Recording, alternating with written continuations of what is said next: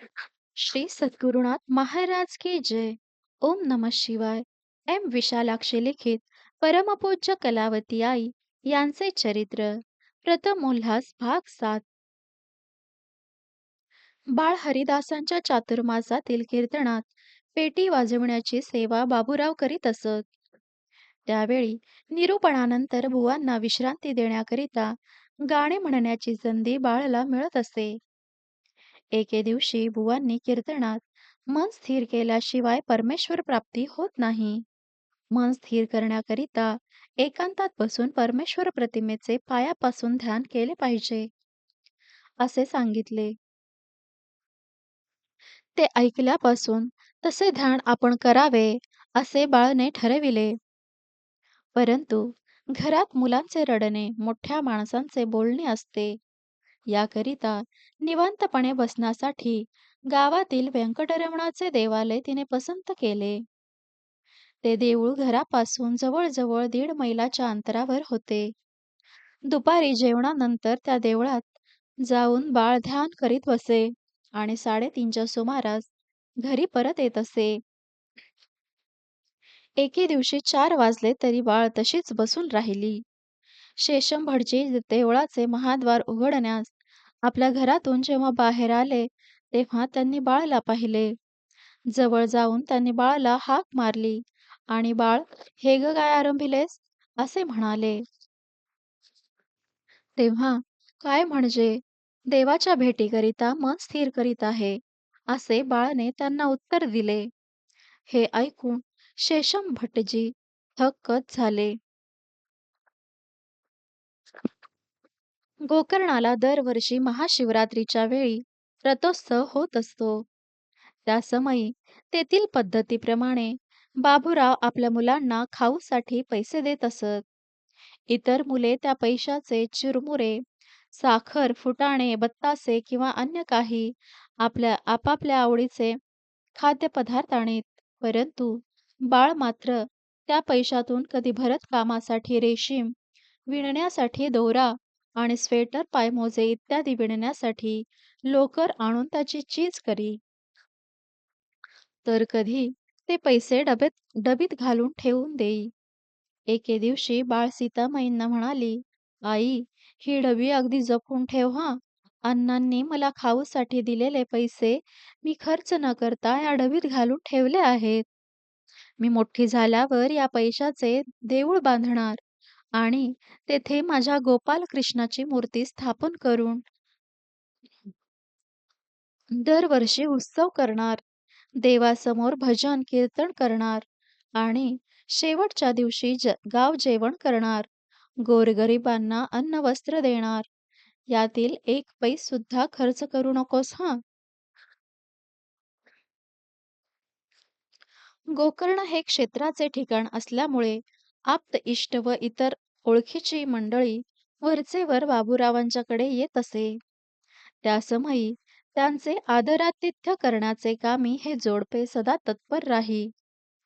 त्यांना तेथील गावातील देवळे, जटायू तीर्थ, गोमुख तीर्थ, बल्लार तीर्थ, रामतीर्थ इत्यादी टेकडीवरील पूज्यस्थाने दाखविण्याचे काम बाळ अत्यंत आवडीने व उत्साहाने करी. या वयापासूनच कोणाकडून काही घेणे बाळला आवडत नसे. गोकर्णाची जत्रा जवळ आली की बाळ वडिलांकडून खण, कापड आणून ठेवी. जत्रेला आलेल्या मंडळींनी आपल्या घरी परत जातेवेळी खाऊसाठी म्हणून जर तिच्या हातात पैसे ठेवले, तर लगेच बाळ त्यांच्या मुलांच्या हातात पैशाच्या बदली कापड ठेवून देई. कारण का तर पैसे उलट दिले म्हणजे त्यांना दुकानाचे खाण्याचा छंद लागेल म्हणून. खाण्यासाठी म्हणून तिने एकही पैसा कधी खर्च केला नाही.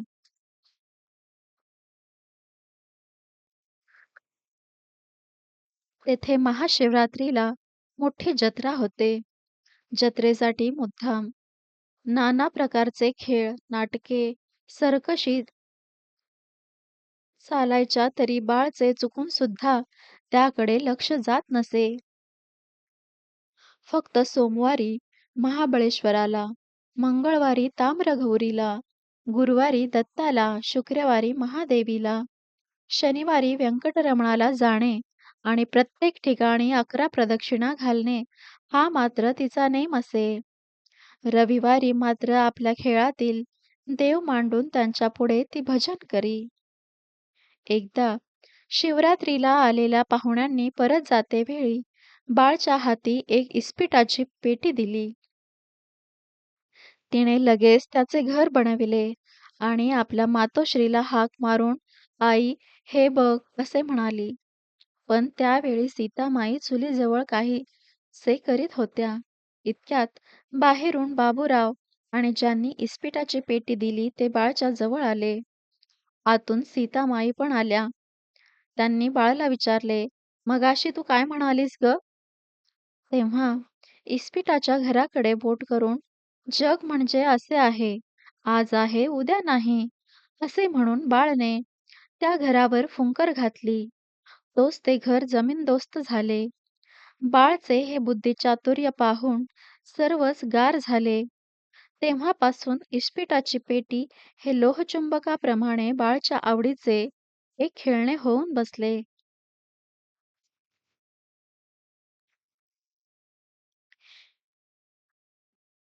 एके दिवशी बाबूरावांचे पाकिटात ठेवलेले 200 रुपये एकाएकी मिळेनासे झाले. त्यांनी ते विक्रीसाठी मागविलेल्या औषधाचे बिल देण्याकरिता ठेवले होते आणि त्याच दिवशी ते त्या माणसाला द्यायला पाहिजे होते. बोलल्याप्रमाणे वागण्याचा त्यांचा स्वभाव असल्यामुळे त्यांच्या मनात त्या पैशाबद्दल सारखे विचार घोळू लागले. त्या दिवशी 2 प्रहरी जेवणानंतर विश्रांती घेण्यासाठी आपल्या खोलीत जात असता नेहमीप्रमाणे त्यांनी बाळाला बरोबर नेले नाही. वडिलांचे मन अस्वस्थ असल्यामुळे आपल्याला बरोबर नेण्याचे त्यांनी आज मुद्दाम टाळले असावे असे तिला वाटले. अस अव अस अस्वस्थ अवस्थेत जर मनुष्याला योग्य मार्ग सापडला नाही, तर त्याच्या मनात आत्महत्येचे विचार येण्याचा संभव असतो, असे तिने कीर्तनात ऐकले होते. त्याची आठवण होऊन आता आपण वडिलांकडे जाणे बरे, असे तिला वाटले. लगेच तिने वडिलांना हाक मारून खोलीचा दरवाजा उघडायला लावला आणि "अण्णा, आज लवकर का झोपलात?" असा त्यांना प्रश्न केला. बाबूराव म्हणाले, "मला बरे वाटत नाही गं." बाळ म्हणाली, "देहाला की मनाला?" बाबूराव म्हणाले, "मनाला." बाळ म्हणाली, "त्यावर काही औषध नाही का मिळणार?" तेव्हा बाबूरावांनी बाळाला जवळ घेतले आणि "बाळ, आज मी की नाही माझे 200 रुपये एकाएकी हरवले म्हणून त्याबद्दल विचार करीत आहे." वडिलांच्या तोंडचे हे शब्द ऐकताच बाळ झटदिशी आतल्या खोलीत गेली आणि पेटीत ठेवलेली पैशाची डबी वाजवीत वाजवीत बाबूरावांकडे घेऊन आली आणि "अण्णा, तुम्हाला पैसे हवेत ना, हे घ्या." असे म्हणून तिने वडिलांच्या हातात ती डबी दिली. त्या समयी बाबूरावांना गहिवरून आले. त्यांनी बाळाला पोटाशी कवटाळून धरले. उभयतांच्या डोळ्यातून अश्रुधारा वाहू लागल्या. बाळच्या आग्रहावरून बाबूरावांनी ती पेटी उघडली. त्यात बरोबर 200च रुपये होते. बाबूराव कधी कधी सवड मिळाल्यावेळी भगवद्गीता वाचित असत. ती नेहमी टेबलावर ठेवलेली असायची. दुसऱ्या दिवशी बाळाने सहज ती हातात घेऊन उघडली. तोच त्यात तिला 2 नोटा दिसल्या. तेव्हा वडिलांना उद्देशून बाळ म्हणाली, "अण्णा, यात कागद कसले हो?" ते पाहून बाळ, "माझे 200 रुपये जे नाहीसे झाले म्हणून मी काल म्हणत होतो ना, तेच हे तुला मिळाले होय."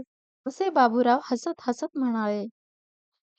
तेव्हा बाळ म्हणाली, "अण्णा, ही गीता जर तुम्ही रोज वाचनात ठेवली असती, तर तुम्हाला आत्तापर्यंत पैसे शोधण्याचा जो त्रास झाला, तो झाला नसता, नव्हे का?" हे बाळचे मार्मिक बोलणे ऐकून बाबूरावांना त्याचा राग येण्याऐवजी त्याचे कौतुकच वाटले. श्री सद्गुरुनाथ महाराज की जय. परमपूज्य गुरुदेवता श्री कलावती माता की जय.